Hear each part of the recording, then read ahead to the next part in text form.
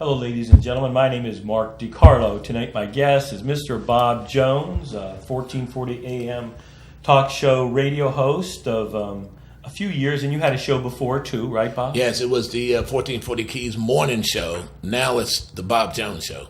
Now it's the Bob Jones show. Tell me about the Bob Jones Bridge. You're talking about Alameda Street? Yes. Actually, that was a surprise to me also that they did that.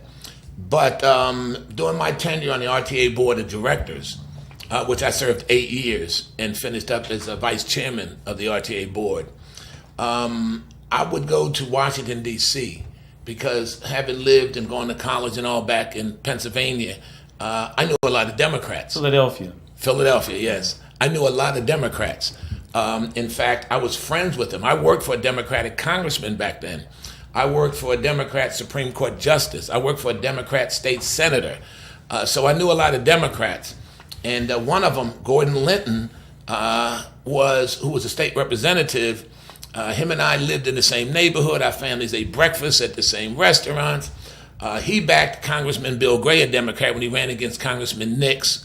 And my congressman won by 209 votes out of 400 and some thousand votes that was cast. So when I come to Corpus Christi, I've been, in 1991, and Bill Clinton was in office, and in 1994 or 95, I think I went on the RTA board, they were trying to do something to enhance public transportation. People would get on the bus in Robstown, ride all the way through Annaville, come down through the north side, cut over to the west side, go over to the south side, and then in Flower Bluff. And these are empty buses, long time to travel on a bus. So Tom Niscala, who was the general manager at the time, and I have to say all this to tell you about the bridge. Tom Niscala, who was the general manager, knew about this Livable Communities Initiative, U.S. Department of Transportation. So he knew that I knew the head of the Transportation Administration. There's a Transportation Secretary, Pena, then there's the Transportation Minister. So one had a $40 billion budget, one had a $4 billion, but the one was discretionary. So my friend Gordon was appointed by Bill Clinton to be the Transportation Administrator. He was trying to do a livable communities, use transportation funds to enhance neighborhoods in lower income areas, like wider sidewalks, like artwork, greenery, better transportation. So it had failed in Oakland and some other places. And I said, hey, Gordon, look, man, we can pull it off down here. We got the personnel, we got the talent, we have the need. So he decided to designate us a livable community. Through that, we did the West Side Transfer Center, the corridor on Alameda, on Staple Street. We did the enhancement out in Robstown. We just improved to make rides shorter from one place to other place, making it more real time. As a result, in the 20-some millions of dollars we brought here, discretionary funds, and we enhanced that. And the bridge was representative of bridging the North Side community, which was separated by 37 and the rest. So they decided to do that and dedicate it to me and Gordon. And it's called the Jones-Linton Pedestrian Archway. Okay, I thought it was called the Bob Jones Bridge, no? It's the Jones-Linton pedestrian. Okay. Well, that's kind of an honor. Yeah, he was from Washington, I was from here, but my connections to Washington allowed us to allow people to travel in more real time on public transportation. One of the things I wanted to talk to you about, this I think was Roger Ailes died of Fox News, and there was some degree of sexual scandal about him. Allegations. Allegations. Yeah. I think he did resign. Yes, he did. He resigned. It was a settlement. They made an agreement, you leave. And we have a local talk show host who recently was accused of an assault, of a simple assault. We have a local talk show host, and I had some disagreement with a local talk show host here, and I chided him for having a DWI conviction, and then the Caller Times, made a big deal about that. My idea, that was in the public record, and that was something I was free to talk about because I'd been disparaged by him. And we do have Rush Limbaugh, who had a history of a drug problem and Oxycontin from a bad back. Well, he had a bad back and a lot of pain, and he got addicted to the medication.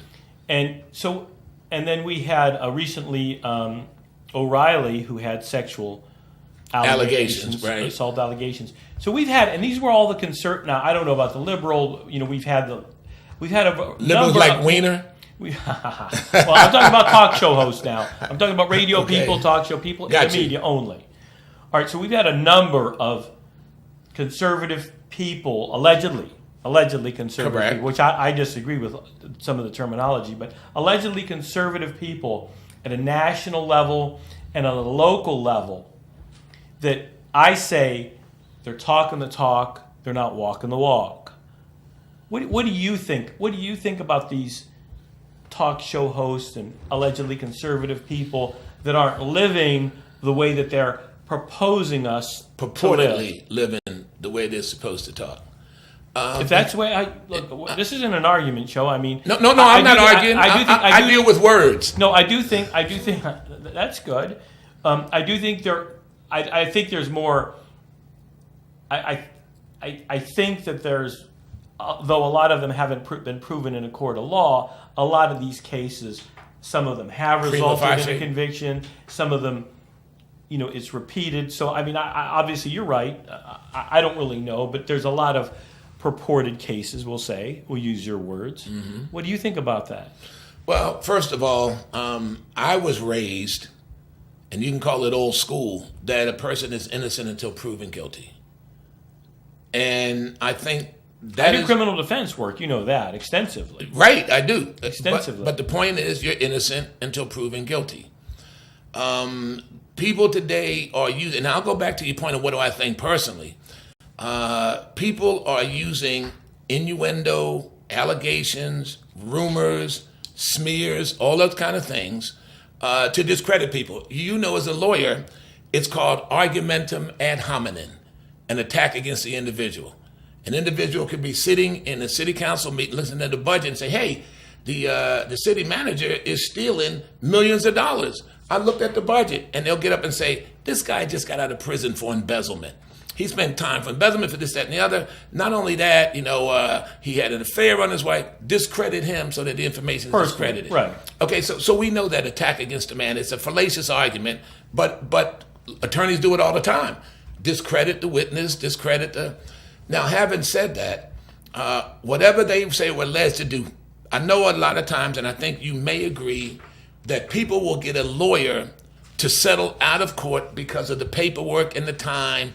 I think it looks bad if you're not guilty and you settle out of court.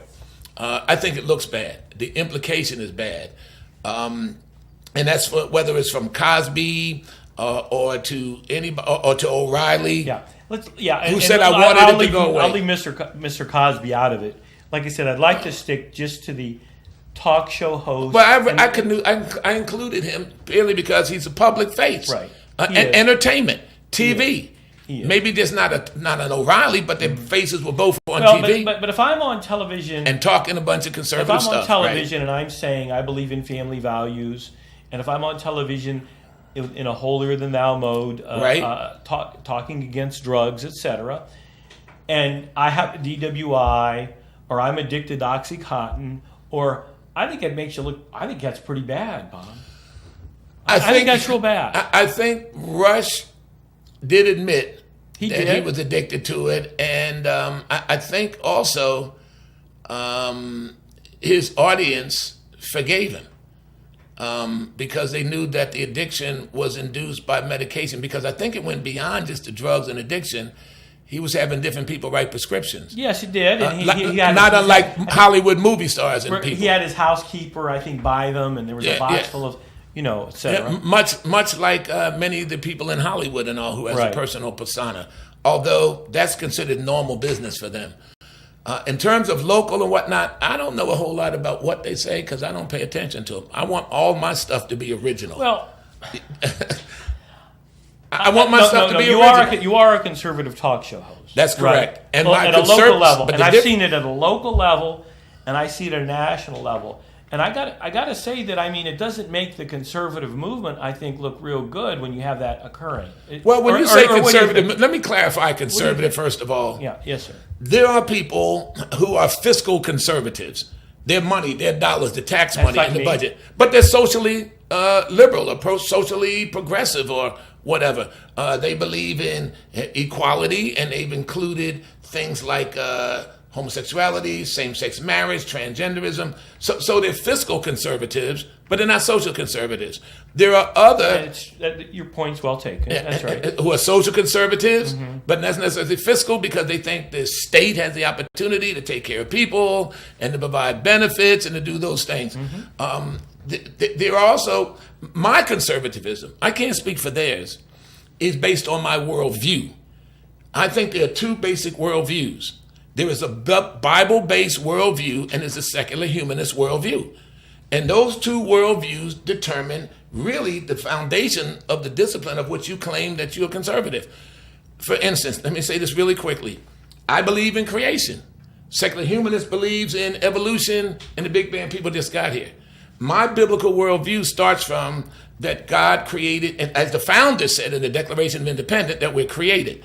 My worldview says that male and female created them. The secular humanist worldview says, nah, that's sex, but gender, you can be what you want to be. My biblical worldview says, for this cause shall a man leave his mother and father, cleave to his wife, and they should be fruitful and multiply. The secular human view said, nah, 2 men, 2 women, it doesn't marry 1 man and 8 wives. So my worldview on creation, I mean, in the scripture it says, God said, I sit on the circle of the earth. I don't care whether 1492, when Columbus sailed the ocean blue, people thought the world was flat. If they'd looked at a book that had been written thousands of years earlier, it would say that God claims that the earth is round. It's about your worldview. Now, people say that they're conservative for political reasons. People say they're conservative for fiscal reasons. People say they're conservative maybe on socialism.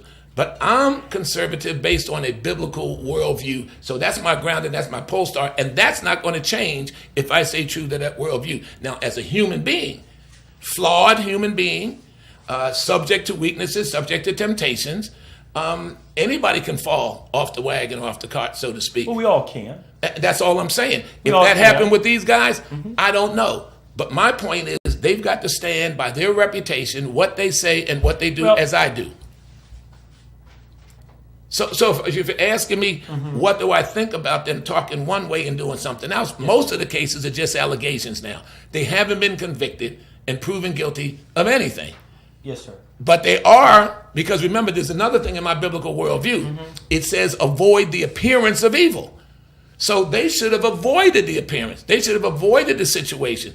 People just ridiculed Mike Pence for saying that he doesn't eat alone with women or go without his wife in events where they serve alcohol and all. Oh, he's so sanctimonious and holy and thou. Oh, so you got a problem with a guy that might know his own weaknesses, a guy that doesn't want to be tempted, a guy that's trying to walk a morally straight line to balance what he talks, and he gets ridiculed. Okay. I understand what you're saying, but so I guess that you don't agree with me, generally speaking, that I think that the conservative talk show hosts that are very law and order. I do agree with you. Very hard-hearted about rehabilitation for people who are accused or convicted of crimes. If that's what they said, I do agree with you. If you're standing there holding up, but how can I say this? Because you just put me in a position where the same thing happens to preachers, national preachers and all that stuff. You ever notice that? The guys at a big national thing and talking all this stuff, and you find out they're going to houses of prostitution. I know. No, but here's the point. Here's the point. On one hand, it says be doers and not just hearers. You got to live what you say. I agree 100%. If that's what you say, that's what you got to live for. That's what you got to strive to live for. The Bible says people will talk about you, but let it be a lie. On the other hand, I will say this also. They've got to be conscious of the fact that they're saying one thing. A person that talks one way and lives another way is called a hypocrite. From the Greek, hypocrites, a face, a mask. So in that, yes, they have a problem. They're hypocrites. They have a problem. Well, look, and you mentioned the scandals regarding, especially whatever some of our national whatever our ministers, Falwell. Some of them had scandals, right? And I don't know. It was Falwell. No, Falwell. But a lot of prominent ones, yes. Yeah, they did. And that's not good. Swaggart, and a whole number of them. You Right. you can't. I mean, that's not good. Well, look at the pedophile scandals in the Catholic Church. Look how many broken-hearted Catholics there are. No, I agree. And so, I mean, so, it's not a good thing. so I would say that it's not limited to the talk show people, but But if you're the, in talk. Yeah, I know. But I But brought if it the up talk because- show people do it, and they got to be held accountable for what they say, what they do, their lifestyle. I agree. I'm just saying that I don't know that they're guilty of any of it. And you're asking me, what about a person, the original criminal says, that talks one way and does something else? They've allegedly done something else, but they haven't been proven it. Well, if it didn't seem like such a consistent pattern, like I say, locally and nationally, I wouldn't even be bringing it up. but do you know- And they do seem to be rather well substantiated, even though, again, I do criminal law, and I know not guilty beyond a reasonable doubt. You can be guilty in the court of public opinion, etc. And if you're asserting or insinuating that some of this is caused by a different political movement, there could be some of that. But that's could not be what some I'm of- saying. Okay, but, No, well, I'm saying that I don't know enough about what they do or say, but number one, they're innocent until proven guilty. Number two, they are responsible for what they do and what they say and how they actually live and act. They also should make sure that they avoid those things. But number three, if they're wrong and if they're guilty, then that's on them, and they got a problem. I'm not here to judge them. I'm here to walk in the shoes of Bob Jones. And in far, I've read some of that stuff being posted online by some of the individuals themselves. I don't think that should have been a matter for public discussion, period. It seems like, but again, yeah. I'm not here. Look, I don't even compete directly against any other talk show. I know. But I want you to know that. I do what I do. I don't try to outdo this Certainly, other you person drive for the yourself way. crazy. I created a whole another type of talk show. Yes, sir. So I don't try to compete and do. I do what I do and hope that the people appreciate it. You know, you brought up this. I'll change subject since you brought up this deal regarding some of the topical issues of transgenderism and homosexual Right. marriage, and et cetera. And then I guess you were implying that there are conservatives that are fiscally conservative, but then on the Socially liberal. socially liberal. Right. You know, how far do you think we can go with this form of what they refer to? They refer to it as secularism. They refer to it as Right. well, that the government is just not getting involved in religion. But you know, gee, some of this stuff, it looks like if you're classically trained or if you've read the classics, it just looks like a form of paganism. A Well, lot of this looks like paganism. One thing is a for lot sure. of it looks like paganism to me. If in a society, if everything is allowed to be done, it's called decadence. There has to be rules and restrictions. Even in our representative republic, which is definitely was created not to be a democracy, but a representative republic. We limit ourselves. We have freedom of speech, but we limit that freedom of speech so that most of us can enjoy the maximum degree of freedom of speech. We have freedom of opportunity, but some of the opportunities that a person sees, whether it's sex trafficking or drug selling, we reduce those so we can enjoy the greatest amount. All I'm saying is that society has to limit, control, and have rules, regulations. We call them mores. We have to have ethics. We have to have a set of values. And in order to allow us to enjoy, look, the slippery slope, hey man, whatever you do in your house, I still say that about homosexuals, about transgender, hey, whatever you want to do in your private life, as long as it doesn't impede, which is a libertarian point of view to a slight extent. But libertarians are similar to progressives that there shouldn't be a law for anything. That's called anarchy. You know what I like about the libertarians? What? They're consistent, and you could put everything on one sheet, I think, and pretty much know their beliefs. You know, That's they one thing I change do the like website. Yeah, but a libertarian says, like a progressive Democrat, I don't care who marries who, as long as they don't bother me. They do say that. A libertarian says drugs. There should be no drugs should be licensed or regulated. That's what a libertarian position is. Hey, people want to do drugs, whether it's cocaine, whether it's heroin, whether it is, that's their business as long as it doesn't involve me. Libertarians have many of the same positions because the political spectrum is not flat. The political spectrum is a circle. You can go so far right, you approach the libertarian. So you approach the progressive left, and you can go so far left, you approach the libertarian right. All I'm saying is that in the basic strata of everything, there is a balance to be had, and the balance means there has to be limits because human behavior, according to my biblical worldview, the scripture, human behavior. Human nature is decadent, is negative, and is in need of redemption, of reclamation, of what they call being transformed, being changed, because the human heart, the scripture said, is desperately wicked. Social, secular humanists said, no, people are basically good. John Lennon said, hey, if there were no religions, no heaven, no hell, no borders, he said all the world could live as one. You know that's not human nature. Well, I believe that. I believe it's not human nature. That's right. And I would say this, God rest his soul, John Lennon. But I think if you would look at his life the last 5 to 10 years, his philosophy didn't play out well in his personal life either. That's right. That's right.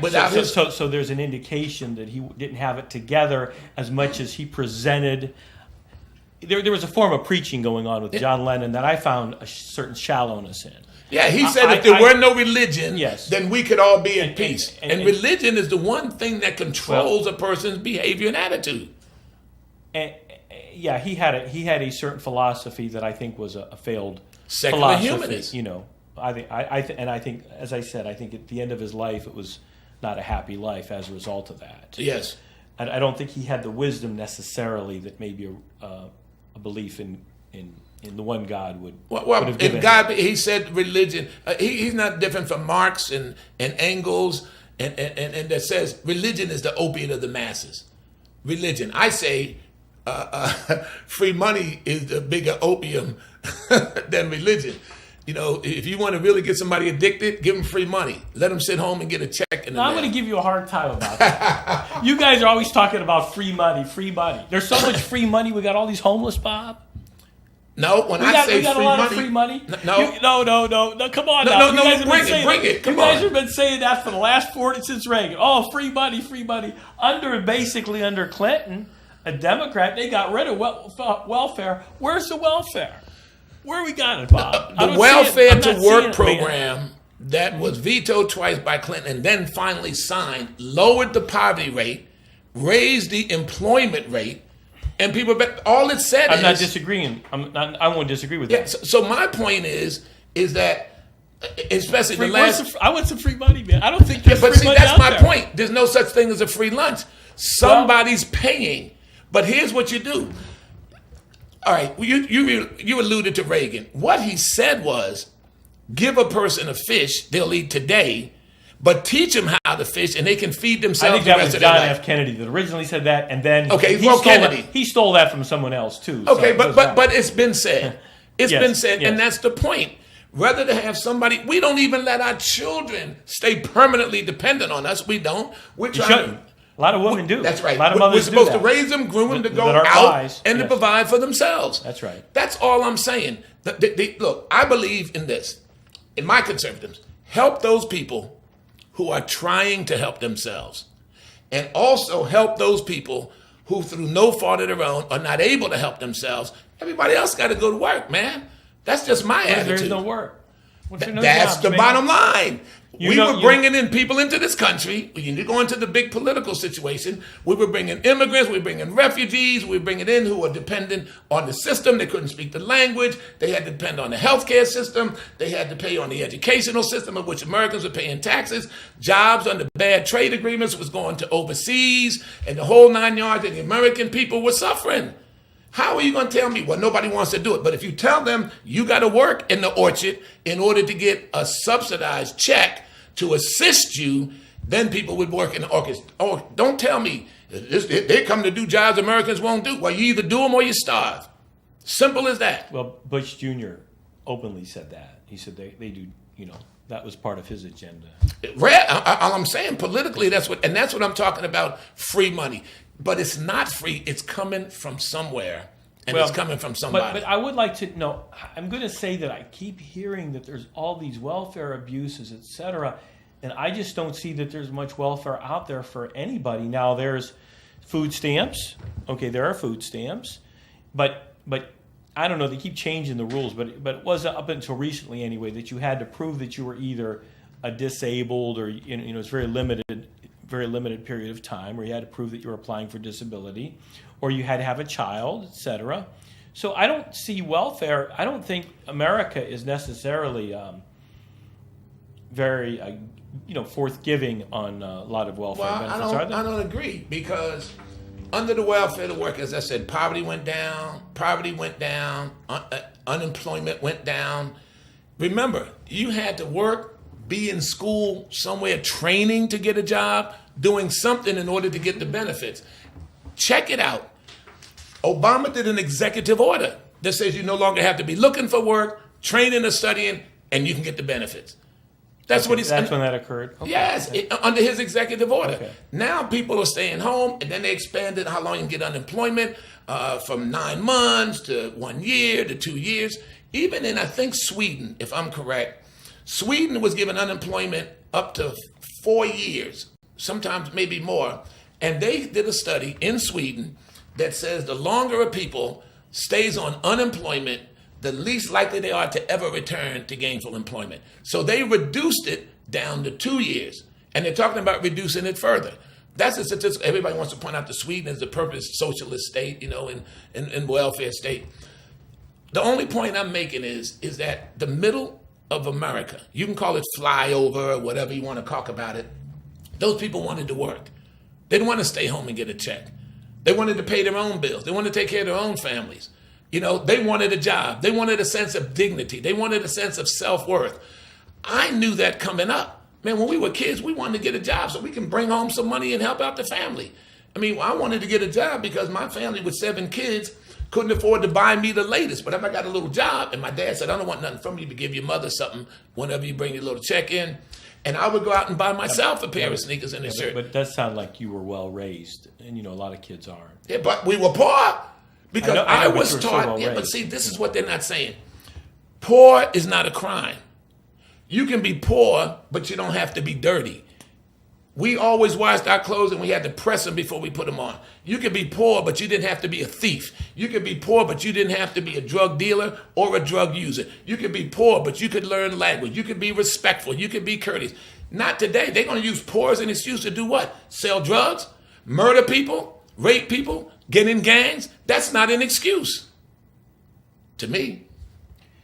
Well, and see, you hear my conservatism. Well, but it's not hard-hearted and it's not cold. It's based on reality. I can't agree with anything, disagree. So, I think those points are interesting, and I do think practical. Right. But I do say, as I was saying, which you didn't address, is that everybody isn't well raised. They're not given the guidance. And that's how they get off in these different paths. But the question is, why not?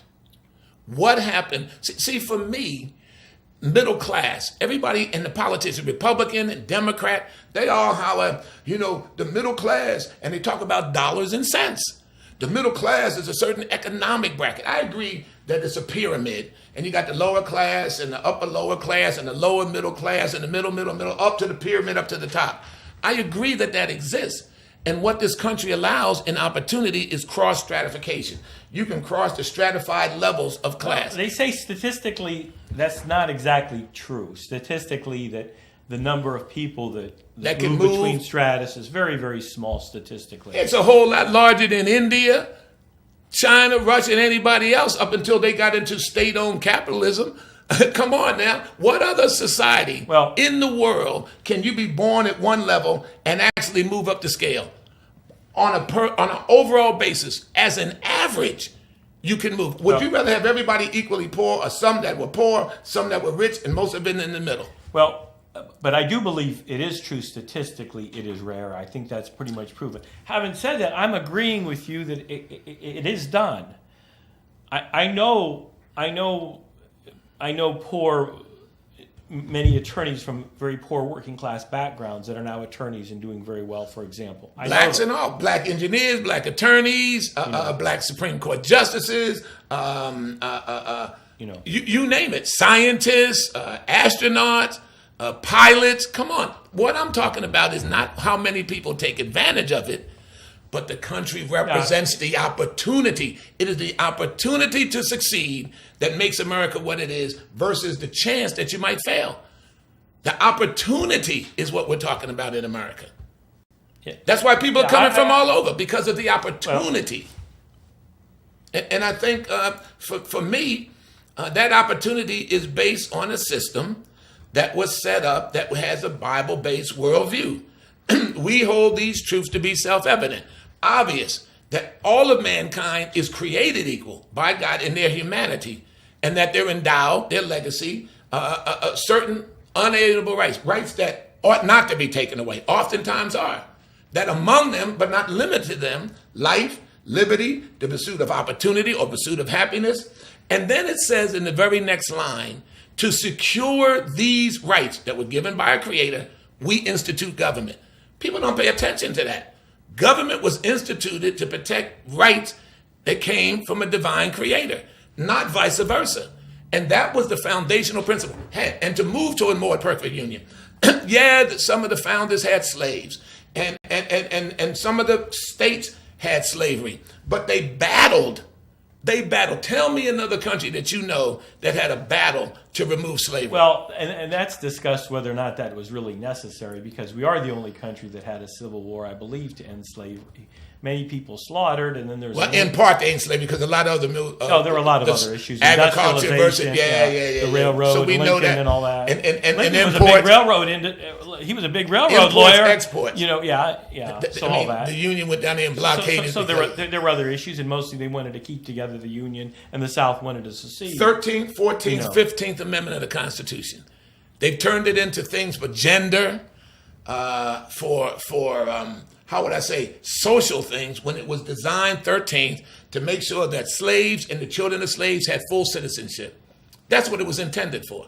It wasn't intended, talking about equal protection under the law. It was specific. Go back and look at the arguments and the presentation and the reasoning and the whys. Even under this thing, wetfoot, what they call anchor babies, when they passed the law and it went into effect, they said it was not to include people from other nations or people who are passing through or traveling through. Just by having a baby, it does not make you a citizen. And that's the original law. That's not what it's turned into. Well, and the anchor babies mean that if you're... Get here, drop a baby, and you're anchored in citizenship. I don't know about drop a baby, but if you have birth to a baby in the United States, that baby is a United States citizen. When I say drop a baby, let me tell you what I'm saying. Back in the day, people working in the field, slaves. I talk like that too when I'm not on this show, maybe. But but they would squat down in the field and drop the baby out and pass it on, and then they would continue to work, many of them. Is that right? Yes. That's the term, drop a baby. So you talked about not a slur on Hispanics. Everybody wants to come to the United States. That's right. But isn't that part of what some people believe is an international agenda, wherein you have mass migration to France, you have mass migration to Italy, you have mass migration to Germany, right? And it's kind of like it's a covert agenda, which a lot of people believe Trump is trying to end and bring back national sovereignty and national borders as compared to international unregulated trade and international unregulated migration. Isn't that an issue that's going on right now? Do you know in Section 10 of the TPP, Trans-Pacific Partnership, that Obama and them were moving to sign and to get into law? It was hidden from most of our representatives in Congress. The Section 10 would allow a foreign company to come into the United States to set up a business. Now, that would compete directly with our own businesses. Number two, they could bring their workers over with them to work here and not hire a single American to work. Number three, it would allow them and their workers to have a green card and eventually move to permanent status. And number 4, it would allow them to pay them the wages from their country as opposed to the higher wages that are by and large paid to American workers based on the gains of unions and all. Now, tell me, why would anybody sign a deal like that if you're really caring about American citizen, American workers? That's number 1. Number 2, I don't have a problem with Greece being Greek or France being French or German being Germans or the United States. Look, the one thing about the United States is no matter what your ethnicity is, what you were born as, you could come here and become a United States citizen or what we refer to as an American. And the beauty of that was it wasn't based on ethnicity, it was based on an ideal. You agree in the ideal. There are people who are Turkish who moved into Germany 3 generations ago, great-grandfather, a grandfather, father, and the Germans still refer to that family as the Turks. In America, you can become American, but it's not based on genealogy. Yeah, but there are still some people that are going to look at your name and or religion or the way you look. Or your complexion? Yeah, right. Because I'm against the terminology black, you know. Is that right? Sure. The day I got, look, remember the Crayola crayons? Yeah. You get about 9 crayons and one day, or the big box. One day, I got the big box. I think I might have been 4th. I got a box of 64. Yeah. I opened that box. It had a pencil sharpener in it. It was silver, a crayon, silver, gold. I mean, look at the colors. Brown. Now, there was dark brown. There was light brown. There was burnt sienna. I guess that's a version of brown. There was tan. There was a pencil. There was one that said flesh color. It wasn't white. You know, I saw the white crayon.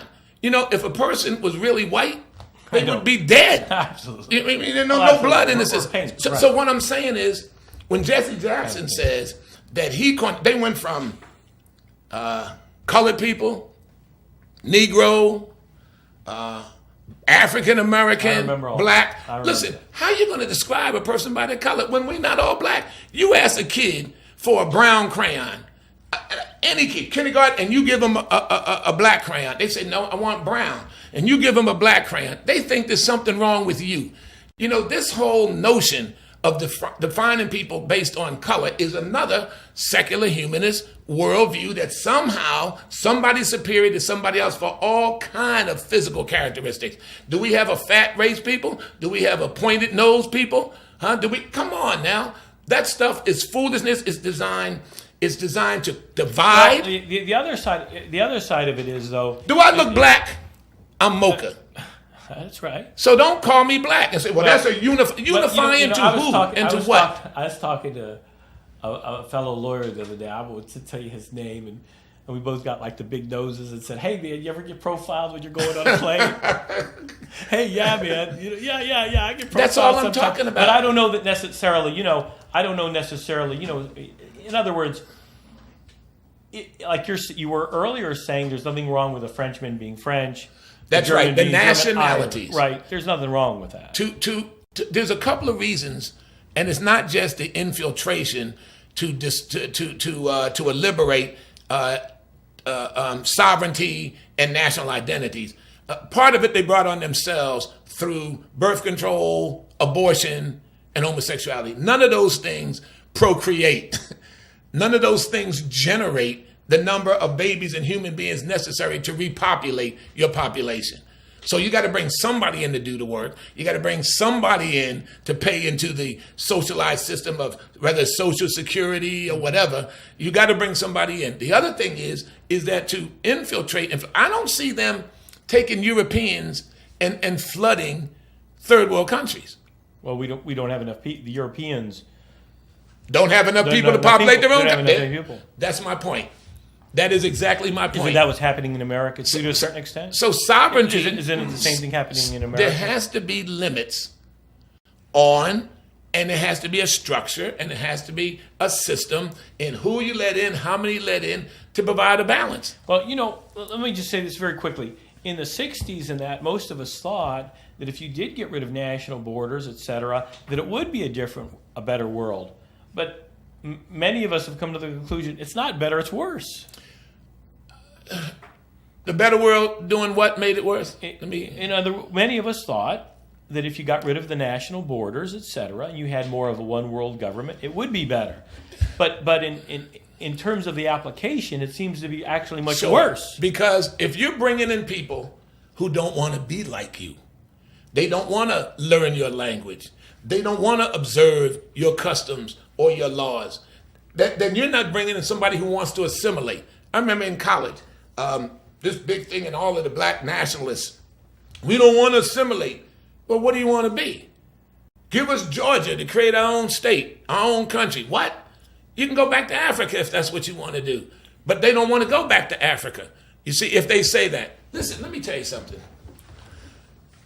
Divide and conquer. You've got individuals who don't want America to succeed as a place of opportunity.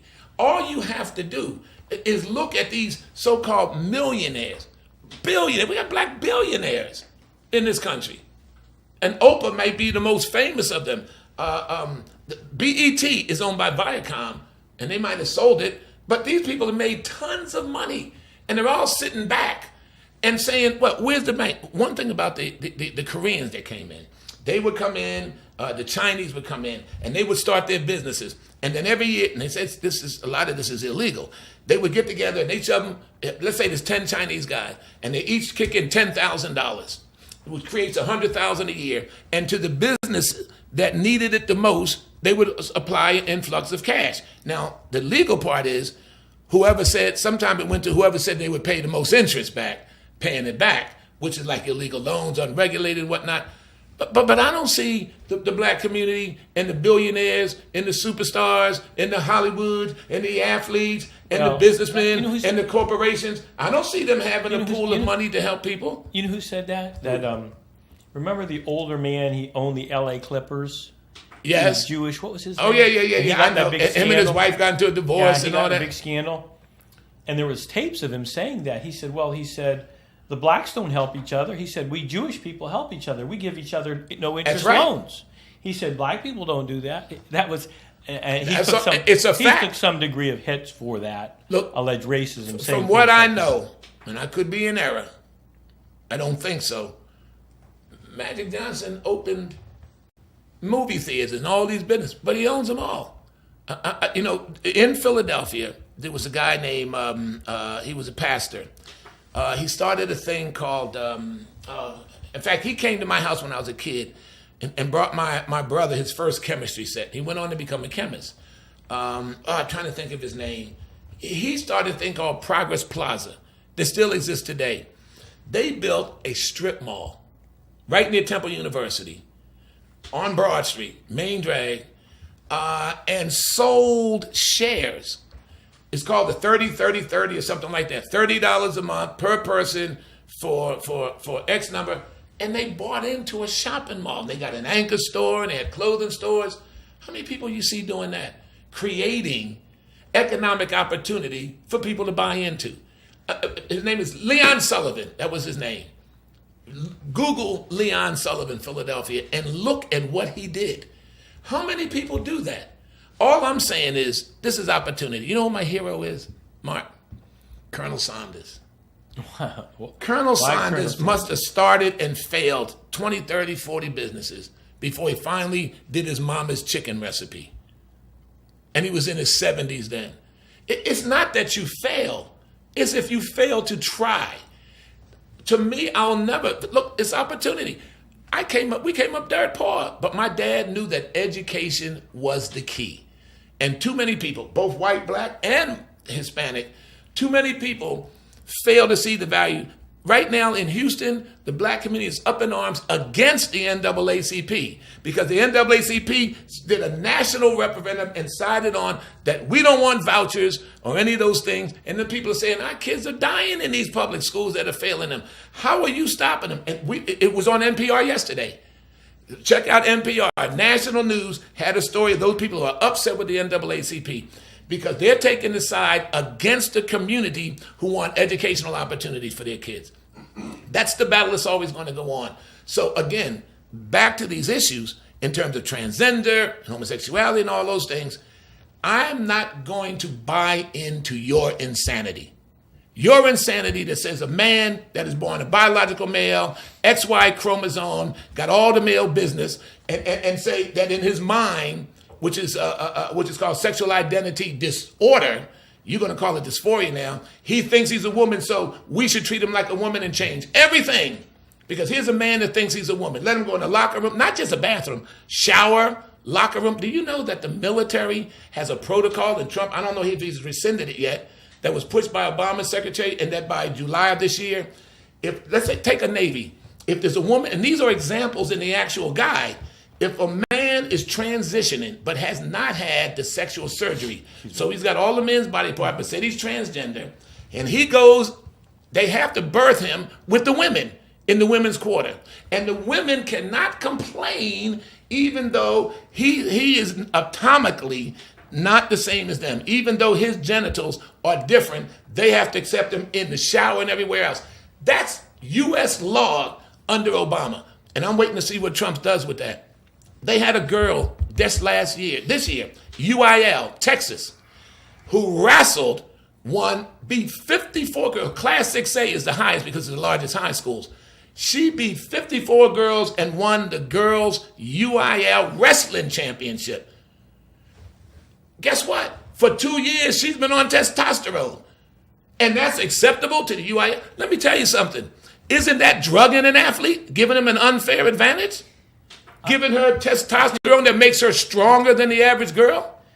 Well, this is crazy. Well, I'm not buying into insanity. I'll tell you what I'm very upset by is when these children are allowed to allegedly pick their genders and encouraged by their parents, right? And then their parents dress them up as the opposite sex, and I just think it's I think that's child abuse. But it's based on a secular humanist worldview. We are in control. What is more ridiculous than a human being claiming that they can adjust the temperature of the entire planet and never take the sun into consideration? How arrogant is that? You're really no, I'm not. Secular humanists. Global warming or climate change. It doesn't matter. They called it global warming. They called it climate change. They called it global warming first, and they did change it to climate change. But summer, fall, winter, spring is climate change. Heat, drought, wind, rain, snow. It's all climate change. It is a notion. It's all based in the notion that there is no God, that the universe is not controlled or regulated by, quote unquote, an intelligent design, and that all things are on the table to be changed by people. I don't see quite the parallel, because I would say, I think there are a lot of scientists that believe that what we're doing on the planet is causing climate change. Now, is that definitive? I don't know. No, it can't be. I don't because they do have also documentation that there's been warmer periods before there was anything called the combustible engine. It is in dispute. And is it are they just coming up with that as a socialist agenda, and it's anti-capitalist? You ever put ice in water? Of course. What happens when you put the ice in? Of course it melts. No, before it melts, what does the water do? Raises, you're going to say. Right. So when the ice melts, what happens to the water? It goes down because the ice is heavier. How are you going to tell me that melting glaciers will rise the level of the ocean? It doesn't make sense, but it's not supposed to make sense. It's part of a political agenda. That's probably a little bit... I haven't looked at it at length about global warming, et cetera, and I do think there is some indication it's part of a political It's not agenda.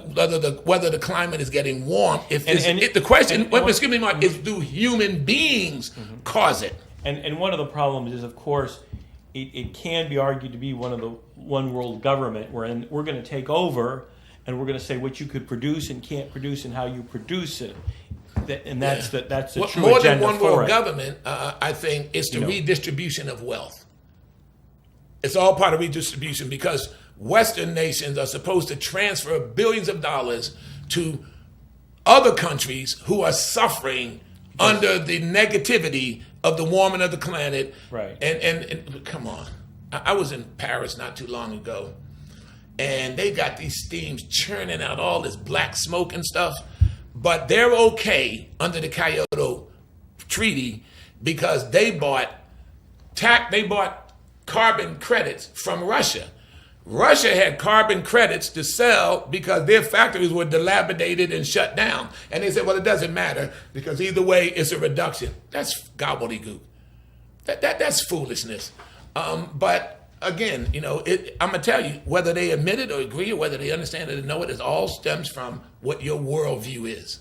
Your foundational point begins with what your worldview is, and I'm convinced of that.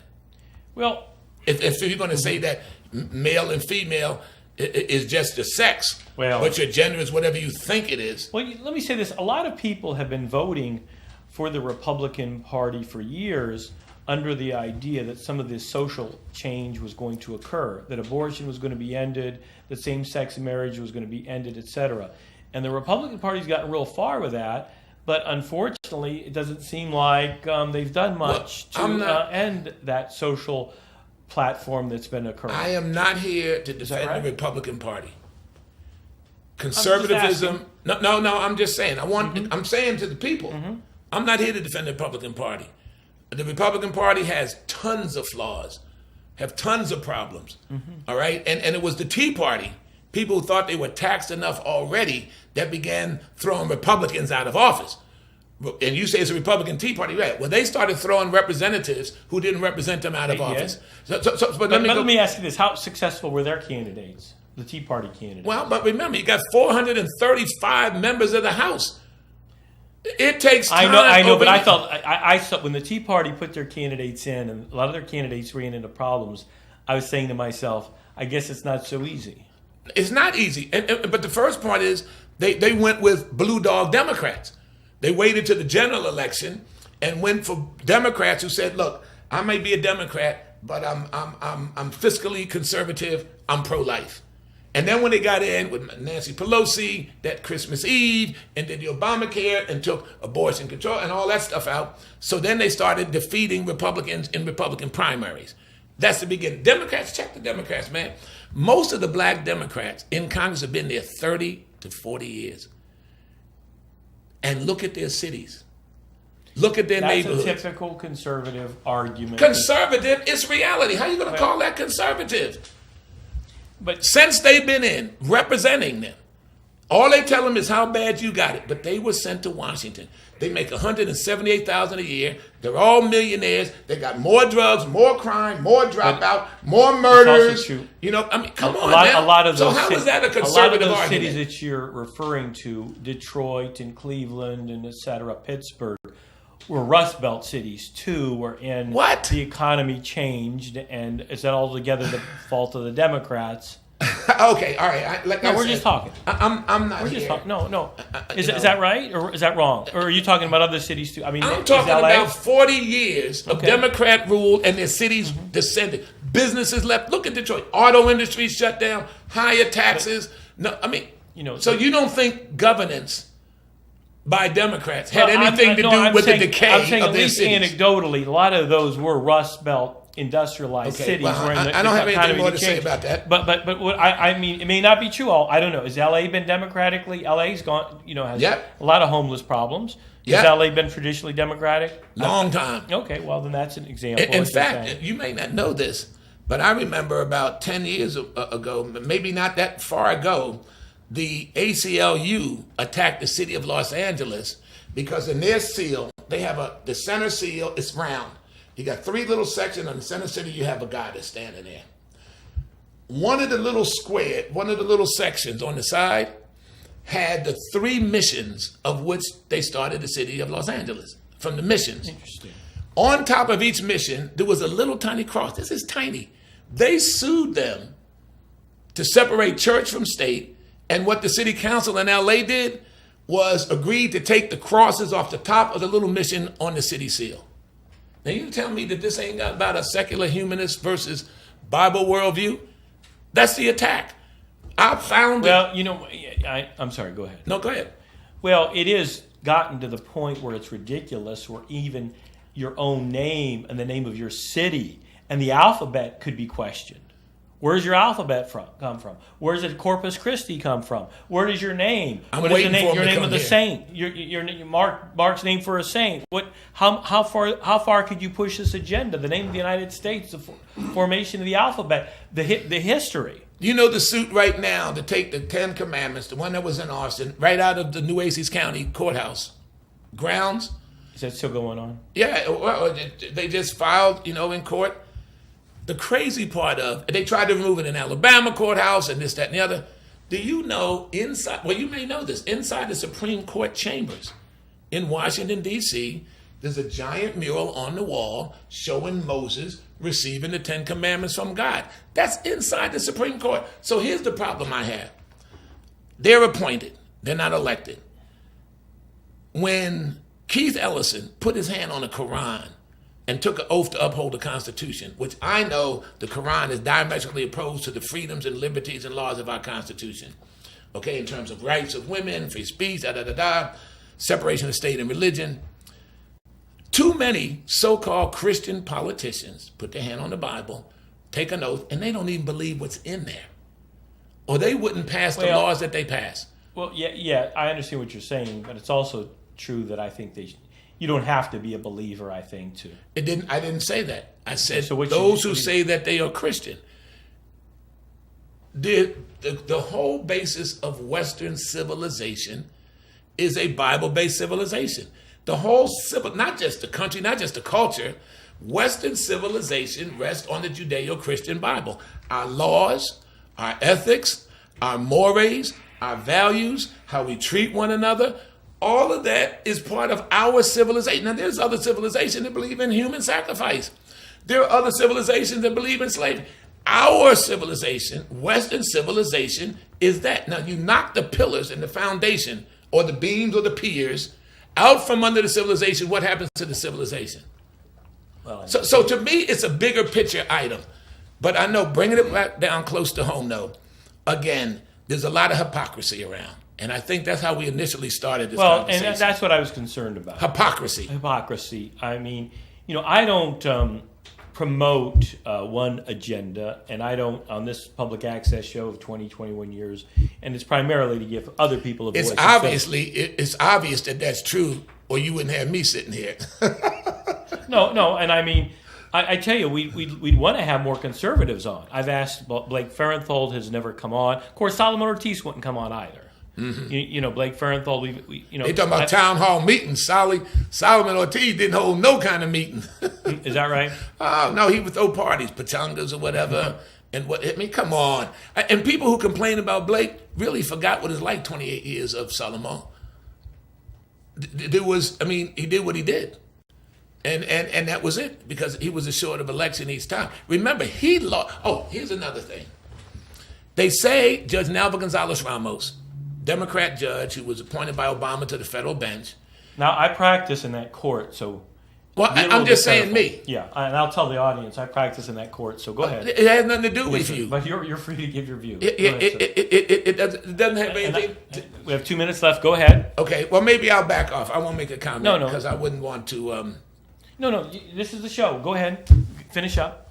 I'm done. No, I'm not going to go there. You're not going to go there about Judge No. Okay.